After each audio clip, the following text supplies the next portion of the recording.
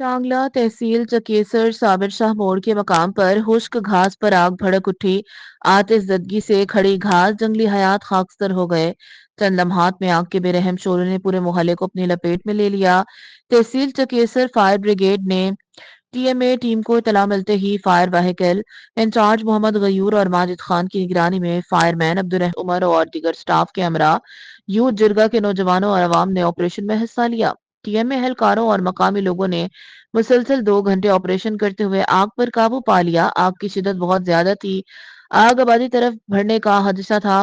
Rescue double two TMA के जवानों और अवाम ने 2 घंटे मुसलसल जिदोजहद करते हुए आग पर मुकम्मल काबू पा लिया। बरवक्त रिस्पांस और पेशा वराना महारत की बदौलत करीब के मकानात को आग से बचाया। फायर ब्रिगेड के फायर फाइटर टीम ने पेशा वराना तरीके से फायर फाइटिंग करते हुए आग पर काबू पा लिया।